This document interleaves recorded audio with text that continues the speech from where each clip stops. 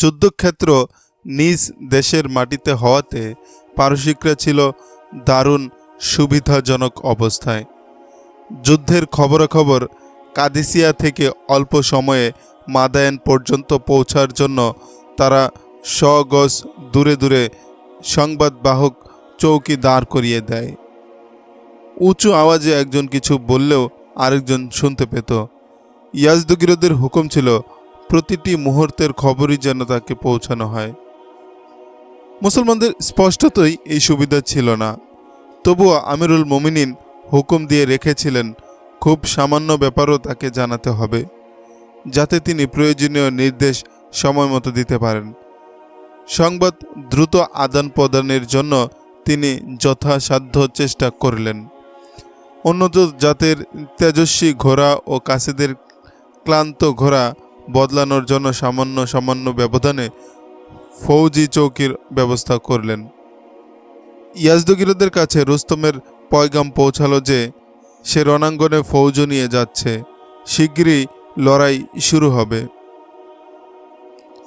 আমি নিশ্চিত পরবর্তী পয়গাম অনেক বড় সুসংবাদ বয়ে আনবে, রুস্তমকে জবাবি পাত্রে ইয়াজদগীরদ লিখেছিল।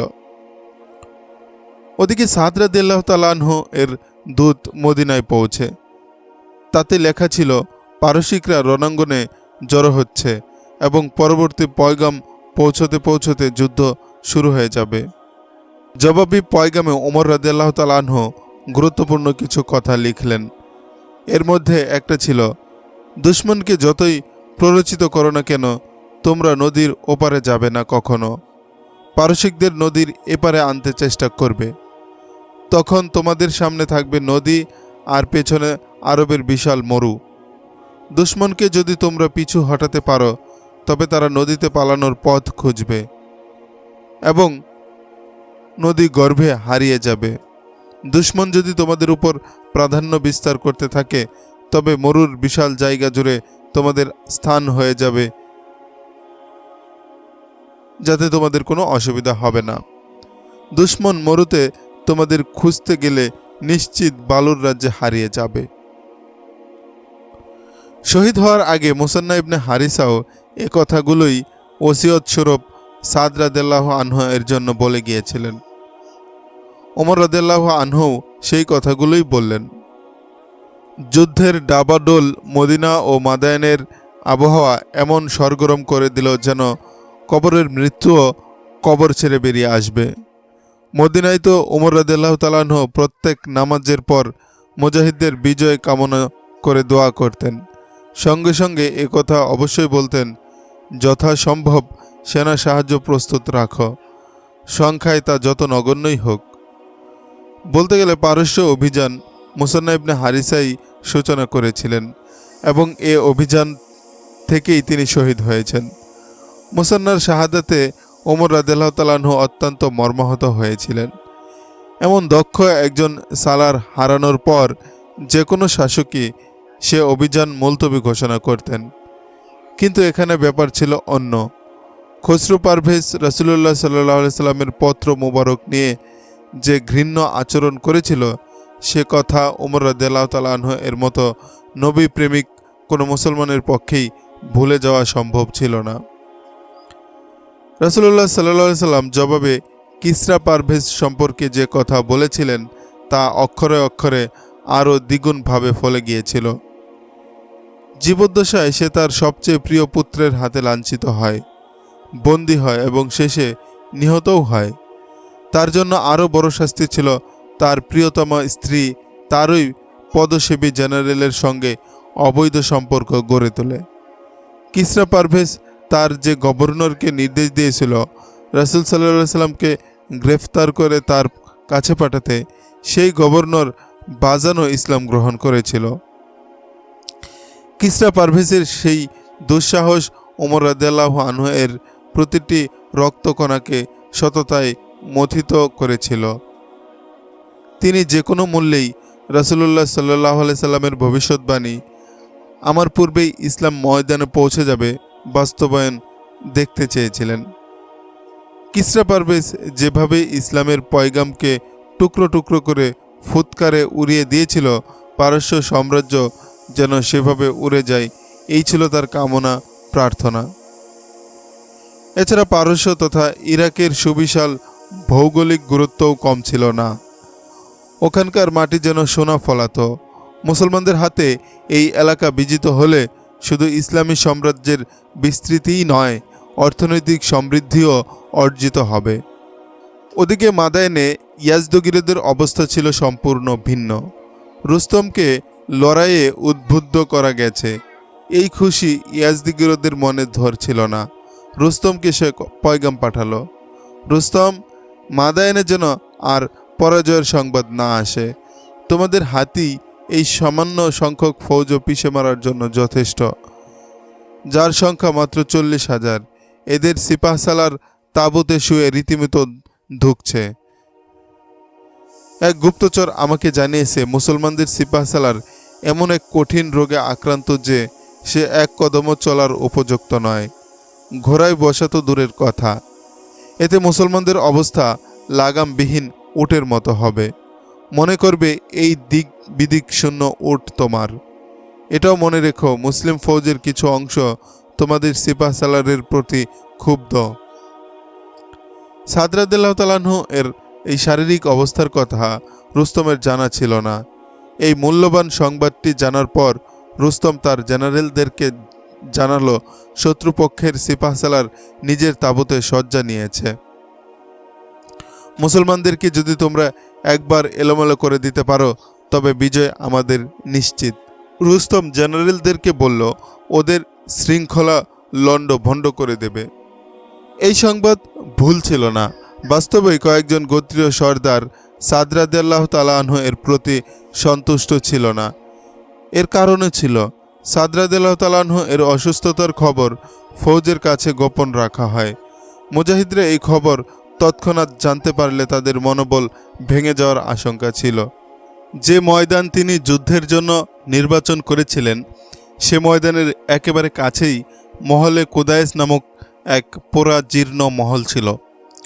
রণক্ষেত্র সংলগ্ন মহলের একটি অংশ তখনও জীর্ণ হয়নি। মহলের এ অংশটি 2 তলা বিশিষ্ট ছিল।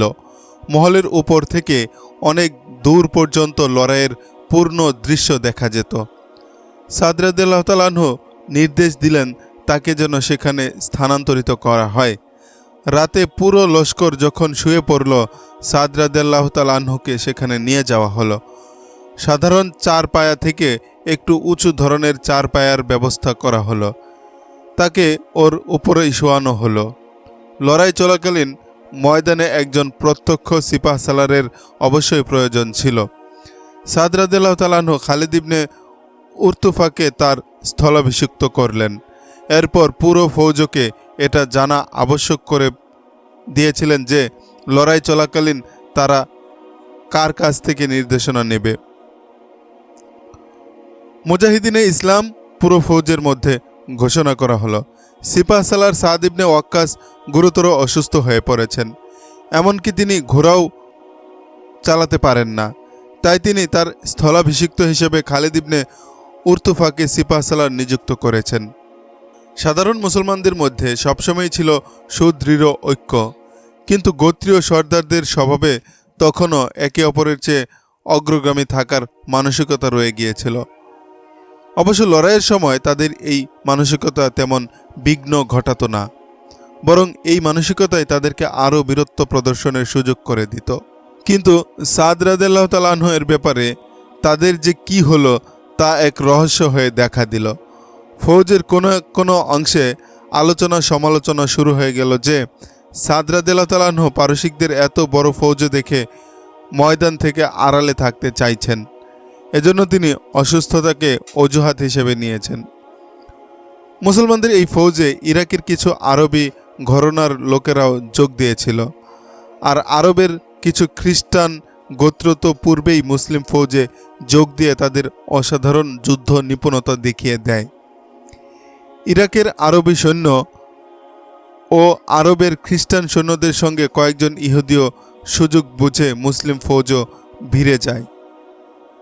তারাই ফৌজে এই অপবাদ ছড়িয়ে দেয় যে সাদ রাদিয়াল্লাহু তাআলা আনহু আসলে অসুস্থ নয়, লড়াই থেকে দূরে থাকার জন্য বাহানা ধরেছেন।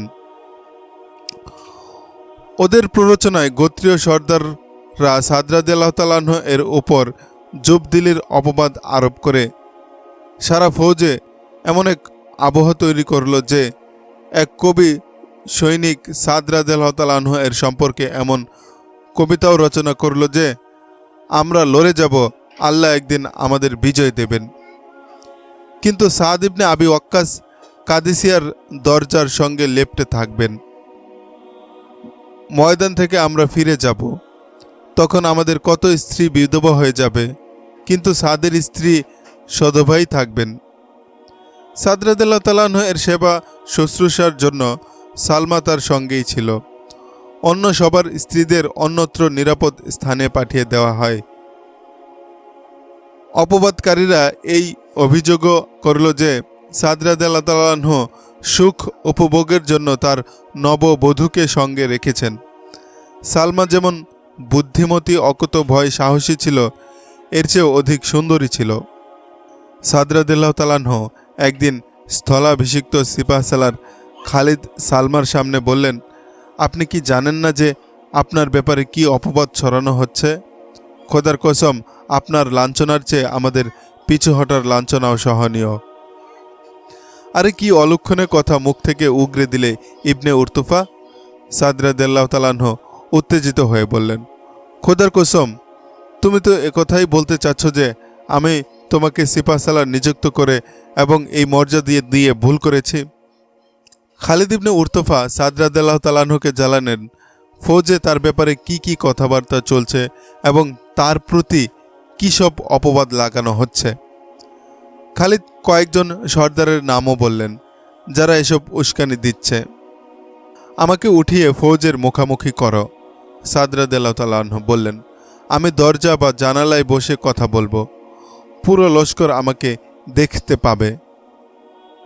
না, সালমা বলল, তাকে উঠিয়ে নিচে নিয়ে যাও এবং লস্করের সামনে নিয়ে যেতে সাহায্য করো। খালিদ ইবনে উরতুফা সহ দুজন লোক তাকে নিচে নিয়ে গেল। ফৌজের সবাইকে আগেই একত্রিত করা হয়েছিল। তাকে লোক দুজনের কাঁধের উপরে রেখে নিয়ে যেতে দেখল লস্করের সবাই দেখল সাদ রাদিয়াল্লাহু তাআলা আনহু এর চেহারায় বেদনার তীব্র ছাপ। তাকে কাঁধের উপর করে নিয়ে যাওয়াতে ব্যথার গতিক আরও চরমে উঠল। তার চেহারায় শুধু যন্ত্রণার ছাপই ছিল না, ক্রোধের ছাপও ছিল। এক মুজাহিদের গলা থেকে বেরিয়ে এলো, সিপাহসালার তো সত্যিই মারাত্মক অসুস্থ, তাকে ফিরিয়ে নিয়ে যাও। ইবনে ওয়াক্কাস, আমাদের কানে মিথ্যা ঢুকানো হয়েছিল, তাকে মদিনায় পাঠিয়ে দাও। মুসান্না ইবনে হারিসাও রোগকে এমন চেপে রেখে শেষ পর্যন্ত শহীদ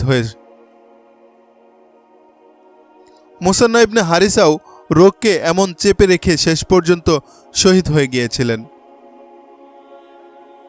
সাদ রাদিয়াল্লাহু তাআলা আনহু কখনো মিথ্যা বলতে পারেন না। খোদার কসম, আমরা মেনে নিলাম আমাদের সিপাহসালার মাজুর। কথা বাড়তেই লাগলো। লস্করের সবাই নিশ্চিত মেনে নিল তাদের সিপাহসালার সাদ অসুস্থতার দরুন অক্ষম হয়ে পড়েছেন। সাদ রাদিয়াল্লাহু তাআলা আনহু কোনো সাধারণ পর্যায়ের সালার ছিলেন না। যে ময়দানেই তার কদম পড়েছে সেখানেই বিজয় তার পায়ে চুমু খেয়েছে। সাদ রাদিয়াল্লাহু তাআলা আনহু তার গোত্রের শীর্ষস্থানীয় সর্দার ছিলেন। এই ফৌজে তিনি তার গোত্রের ৩,০০০ সেনা স্বেচ্ছাসেবক দিয়েছিলেন। তারপর ১,০০০ তেজোদ্দীপ্ত ঘোড়সাওয়ারও দিয়েছিলেন। সাদ রাদিয়াল্লাহু তাআলা আনহু সবচেয়ে বড় শ্রেষ্ঠত্ব হল তিনি শীর্ষস্থানীয় সাহাবীদের একজন ছিলেন। কেউ কখনো কল্পনাও করেনি সাদ রাদিয়াল্লাহু তাআলা আনহু কখনো অসুস্থতাকে অজুহাত হিসেবে দাঁড় করিয়ে লড়াই থেকে দূরে থাকবেন। সাদ রাদিয়াল্লাহু তাআলা আনহু ছিলেন বনি উহাইব গোত্রের। লস্করে এই গোত্রেরই ৪,০০০ মুজাহিদ ছিল। তারা তাদের গোত্রের সর্দারদের বিরুদ্ধে কোনো কথা বরদাস্ত করতে পারত না। কিন্তু এতদিন তারা সাদ রাদিয়াল্লাহু তাআলা আনহু এর গোরগ্রস্ত অবস্থা দেখেনি, তাই এ ব্যাপারে নীরব ছিল। এখন সাদ রাদিয়াল্লাহু তাআলা আনহু এর এই কঠিন অবস্থা দেখে তারা গোত্রের সবাই ভীষণ উত্তেজিত হয়ে উঠল। উঁচু আওয়াজে তারা অপরাধীদের মুণ্ডুপাত করতে লাগল।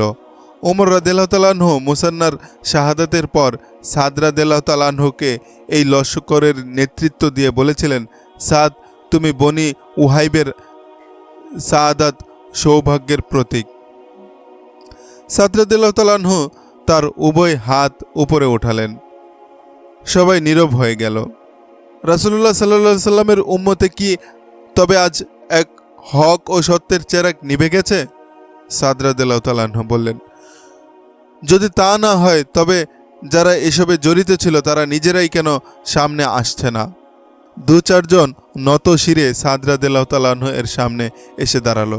তারা কয়েকজনের নাম উল্লেখ করে বলল, এরা এই কথা ছড়িয়েছে। এভাবে আরও কয়েকজন অপরাধীর মতো মুখ করে সাদ রাদিয়াল্লাহু তাআলা আনহু এর সামনে এসে দাঁড়ালো। কথায় কথায় আরেকটি রহস্য বেরিয়ে এলো। কয়েকদিন আগে আরবের এক এলাকার নাম করে 2 লোক মুসলিম ফৌজে যোগ দিয়েছিল। সাদ রাদিয়াল্লাহু তাআলা আনহু এর বিরুদ্ধে কুৎসা রটানোর ব্যাপারে তারাই সবসময় অগ্রগামী ছিল। এ ব্যাপারে তারা দিনরাত তৎপর ছিল। সমবেত ফৌজের মধ্য থেকে তাদের দুজনের নাম ধরে ডাকা হলো, কোনো সাড়া মিলল না।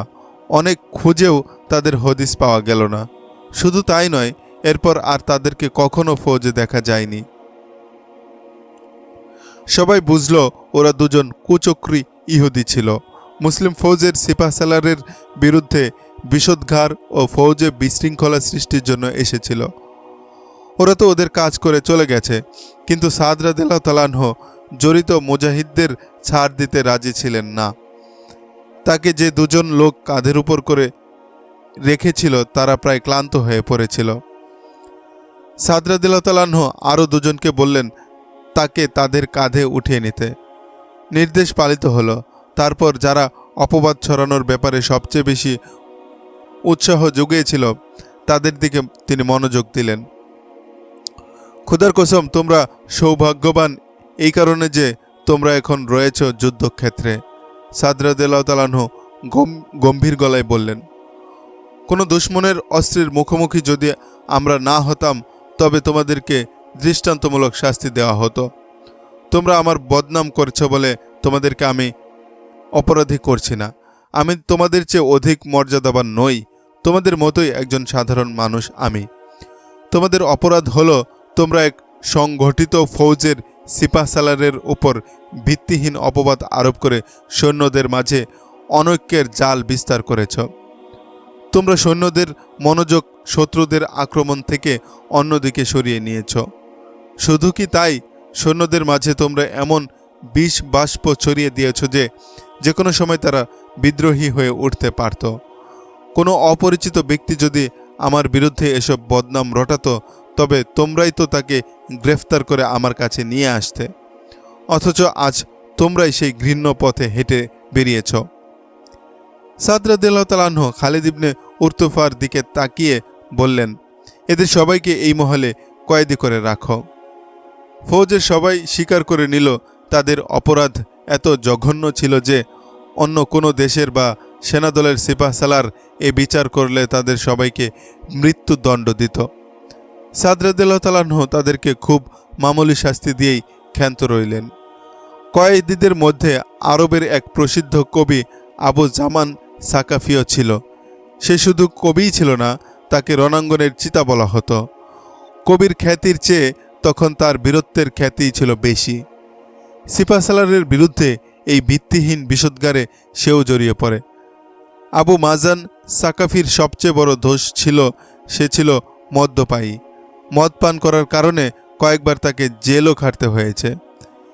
এ অভিযানের শুরুতে সে যখন জানতে পারল ইরাক অভিযানে পারসিকদের বিরুদ্ধে নতুন মুজাহিদের তালিকাভুক্ত করা হচ্ছে, তখন মাজান অভিযানের নাম লিখিয়ে ফৌজের সঙ্গে চলে এলো। সাদ রাদিয়াল্লাহু তাআলা আনহু এর বিরুদ্ধে কটাক্ষ করে কবিতাটি রচনা করেছিল আবু মাজান সাকাফি। সবাইকে পায়ে শিকল দিয়ে মহলের বিভিন্ন কুঠরিতে কয়েদিদের বন্দী করা হলো। মুজাহিদরা যখন দেখল দোষীদেরকে অপরাধের তুলনায় সাদ রাদিয়াল্লাহু তাআলা আনহু অনেক লঘু শাস্তি দিয়েছেন, সবার মন তখন তার প্রতি মুগ্ধতায় ভরে উঠল। লস্করের মধ্য থেকে অভিভূত কণ্ঠে বিভিন্ন আওয়াজ উঠল। সাদ, আমরা আপনার আনুগত্য স্বীকার করে নিলাম। আমাদের মনের ময়লা দূর হয়ে গেছে। সাদ রাদিয়াল্লাহু তাআলা আনহুকেই আমরা ফৌজের প্রধান হিসেবে মেনে নিলাম।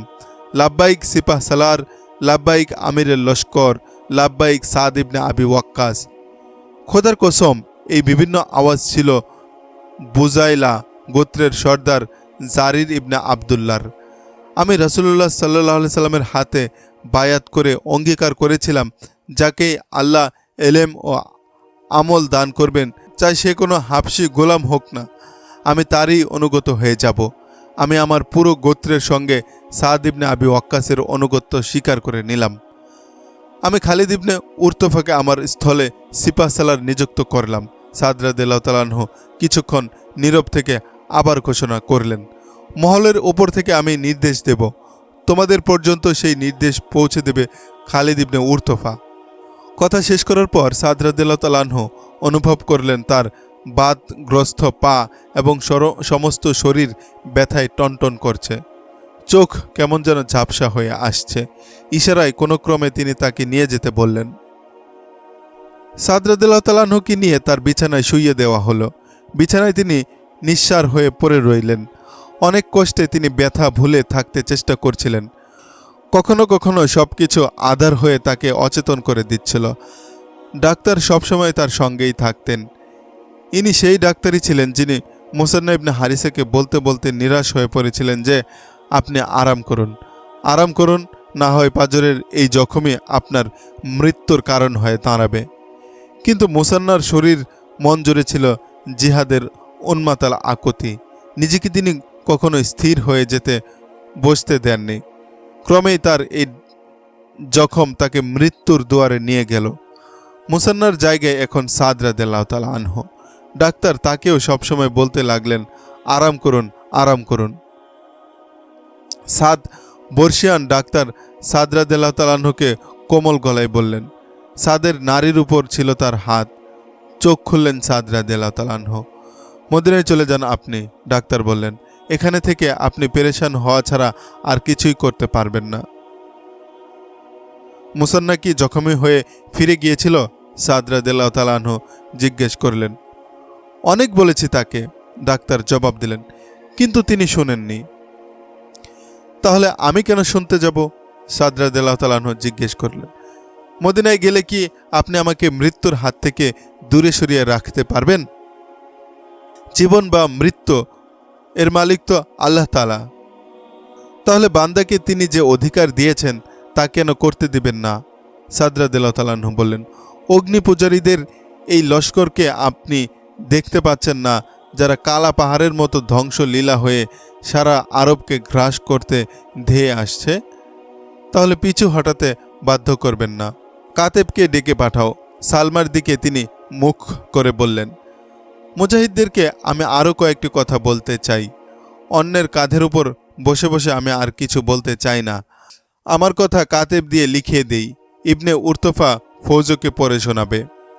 কাতেব এসে গেল। সাদ রাদিয়াল্লাহু তাআলা আনহু তার ফৌজের উদ্দেশ্যে পয়গাম লেখালেন। সমস্ত প্রশংসা পরম দয়াময় আল্লাহর জন্য। আমার স্থলে আমি খালিদ ইবনে উরতফাকে তোমাদের আমির নিযুক্ত করেছি। অসুস্থতা আমাকে এতখানি অক্ষম না করে দিলে এই মহান দায়িত্ব আমিই পালন করতাম। তোমরা সবাই দেখেছ, ব্যথার তীব্রতা আমার বুকের সঙ্গে মাথা লেপ্টে দিয়েছে। তোমাদের প্রথম ফরজ কাজ হবে খালিদ ইবনে উরতফার পূর্ণ আনুগত্য করা। তার প্রতিটি হুকুম আমার হুকুম মনে করবে। তারপর মনে সবসময় এই কথাটির উপস্থিতি রাখবে যে সবার উপরে মহান আল্লাহই সত্য, তিনি এক, তার কোনো শরিক নেই। আল্লাহর কোনো বাণী কখনো ভুল প্রমাণিত হবে না। পবিত্র কুরআনের এই বাণীর প্রতি তোমাদের মনোযোগ নিবিড় করো। কোট করছি, আমি জবুর গ্রন্থে বলেছি, এই পৃথিবীর উত্তরাধিকার আমার নেক বান্দারই হবে। যদি তোমরা আল্লাহর নেক বান্দা হয়ে থাকো তবে পৃথিবীর উত্তরাধিকার তোমারই। এটা মহান আল্লাহর অঙ্গীকার। গত 3 বছর ধরে মহান আল্লাহ তোমাদেরকে পারস্য তথা ইরাকের জমিনে বিচরণ করার সুযোগ দিচ্ছেন। এই জমিনের ফলিত ফসল তোমরা খাচ্ছ। এখানকার লোকদের দ্বারা তোমরা তোমাদের নিত্য প্রয়োজনীয় সব পূরণ করে নিচ্ছ। তোমাদের নির্দেশ এখানকার কেউ অমান্য করলে তাকে তোমরা হত্যা করতে পারো। তোমরা আরবের সম্মানিত নাগরিক, তোমাদের গোত্রের লোকেরা তোমাদেরকে নিয়ে গর্ব বোধ করে। তোমরা যদি পার্থিব মোহ, লোভ আর খ্যাতিকে পায়ে ঠেলে আখেরাতকে সামনে রাখো, মহান আল্লাহ তোমাদেরকে পৃথিবীর সব কল্যাণে ভূষিত করবেন। আর যদি কাপুরুষতার পথ অবলম্বন করো এবং মনোবল ভেঙে বসে থাকো, তবে তোমাদের পায়ের নিচের মাটি সরে যাবে। তখন দুনিয়ায় লাঞ্ছিত অপদস্থ তো হবেই, আখেরাতেও থাকবে অনন্তকালের শাস্তি। পয়গামটি নিয়ে যাও, পুরো লস্করকে তা শুনিয়ে দাও, সাদ রাদিয়াল্লাহু তাআলা আনহু নির্দেশ দিলেন। খালিদ ইবনে উরতফা সাদ রাদিয়াল্লাহু তাআলা আনহু এর পয়গাম পুরো লস্করকে শুনিয়ে দিলেন। লস্করের প্রত্যেকেই সাদ রাদিয়াল্লাহু তাআলা আনহু এর বেদনাকাতর মুখ প্রত্যক্ষ করেছিল। এজন্য সকলের মনেই তার ব্যাপারে দুঃখ বোধ এবং তীব্র ভাবাবেগ দানা বাঁধতে সময় লাগল না। ফলে সাদ রাদিয়াল্লাহু তাআলা আনহু এর এই পয়গাম মুজাহিদদের মনে এমন দাগ কাটল যেন তাদের মধ্যে আবার নতুন প্রাণ সঞ্চার করা হয়েছে। আশেম ইবনে আমরের সহজাতই ছিল অসাধারণ বীরত্বের। সারিবদ্ধ ফৌজের ভেতর থেকে সামনে অগ্রসর হয়ে আবেগসিক্ত গলায় তার অভিব্যক্তি ব্যক্ত করলেন। আমার বন্ধুরা, আসেম ইবনে আমর উঁচু গলায় বললেন, সাদ ইবনে আবি ওয়াক্কাস রাদিয়াল্লাহু তাআলা আনহু ঠিক কথাই বলেছেন। মহান আল্লাহ এই দেশের লোকদেরকে তোমাদের জন্য হালাল করে দিয়েছেন। তোমরা এখানে এসেছো প্রায় 3 বছর হতে চলল। এখানকার লোকদের মধ্যে তোমাদের দাপট ও গভীর প্রভাব ছড়িয়ে পড়েছে। সম্মানের সঙ্গে তোমরা এখানে রয়েছ। আল্লাহ তোমাদের সঙ্গে আছেন। অগ্নিপূজারীদের মোকাবেলায় তোমরা যদি পরম ধৈর্য, সাহস ও দৃঢ়তা নিয়ে অটল থাকো, তবে এখানকার ফলিত সম্পদ, ধন সম্পদ এবং এই দেশের সবই তোমাদের থাকবে। আল্লাহ তোমাদের কাপুরুষতা ও ভীরুতা থেকে রক্ষা করুন। যদি তোমরা তীর তলোয়ারের ব্যবহার ভীরুতা ও আনারি হাতে করো, তবে লজ্জাকর পরাজয় ছাড়া এদেশের কিছুই তোমরা পাবে না। সেদিনের কথা স্মরণ করো যেদিন আমাদের কিছুই ছিল না, আর আজ দেখো অফুরন্ত নিয়ামত আমাদের চারপাশে। তোমাদের পেছনের প্রকৃতিকে দেখো, উত্তপ্ত কঙ্কর আর বালির টিলা ছাড়া আর কিছুই নেই। ঘন ঝাড়ের ছায়াময় আড়ালও নেই। সেখানে তোমরা আশ্রয় নিতে ছুটে যাবে। মনে আল্লাহকে ও আখেরাতকে সবসময় লালন করো। যদিও এক মুজাহিদের কণ্ঠেই এই অভিব্যক্তির উচ্চারণ ছিল, কিন্তু প্রতিটি মুজাহিদকেই তাদের ভেতরের পঞ্জীভূত একই উচ্চারণ আপ্লুত করছিল। আবেগ ঘন স্লোগানে তারা এর প্রকাশ ঘটাচ্ছিল। মহলের জানালা থেকে সাদ রাদিয়াল্লাহু তাআলা আনহু তৃপ্তির অশ্রু নিয়ে তা দেখছিলেন। আচমকা সবাই নীরব হয়ে গেল। সবার দৃষ্টি নদীর কূলে গিয়ে ঠেকল। নদী পার হয়ে 2 ঘোড়সওয়ার এদিকে আসছিল। ওদের গায়ে ফার্সি সৈনিকদের পোশাক ছিল। মুসলিম লস্করে ফিসফিসানি শুরু হয়ে গেল। একে অপরকে জিজ্ঞেস করতে লাগলো, এরা কি জন্য এসেছে। সিপাহসালার খালিদ ইবনে উরতফা ঘোড়ার রুখ তাদের দিকে করে দিলেন, কিন্তু আর আগে বাড়লেন না, সেখানেই দাঁড়িয়ে রইলেন। ফার্সি ঘোড়সওয়াররা সামান্য দূরেই থেমে গেল। আমরা বন্ধুর মতো এসেছি, এক ঘোড়সওয়ার উঁচু আওয়াজ আরবিতে বলল। তোমাদের সিপাহসালারের সঙ্গে আমরা সাক্ষাৎ করতে চাই। এগিয়ে এসো, খালিদ ইবনে উরতফা বললেন। বন্ধু হয়ে এসেছো, বন্ধুর মতোই ব্যবহার পাবে। 2 ফার্সি এগিয়ে এলো। ইবনে উরতফা মহল থেকে সাদ রাদিয়াল্লাহু তাআলা আনহু চিৎকার করে বললেন, এদেরকে আমার জানালা বরাবর নিচে নিয়ে এসো। সাদ রাদিয়াল্লাহু তাআলা আনহু উঁচু খাটের উপর একেবারে জানালা ঘেঁষে উপর হয়ে শুয়েছিলেন।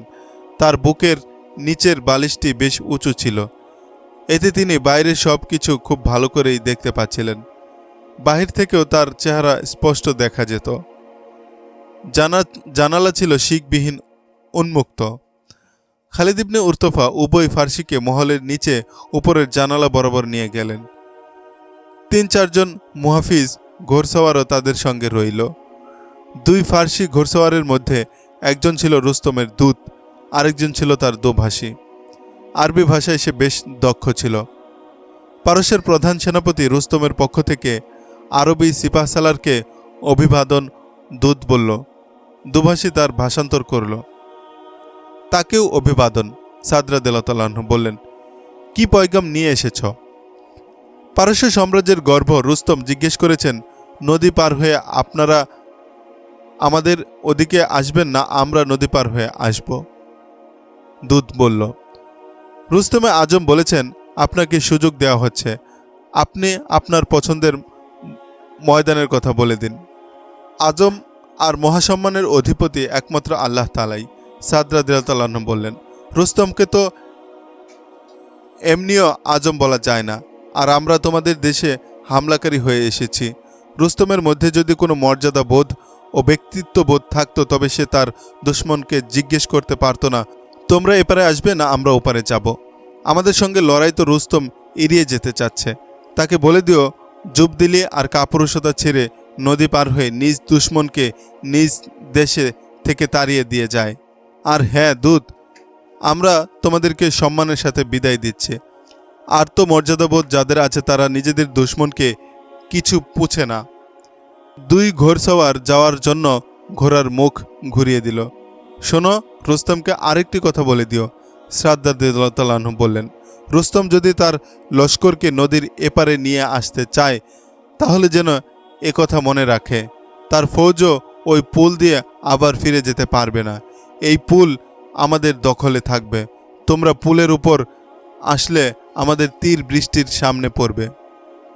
দূত ফিরে গিয়ে রুস্তমকে সাদ রাদিয়াল্লাহু আনহু এর জবাব শুনিয়েছিল।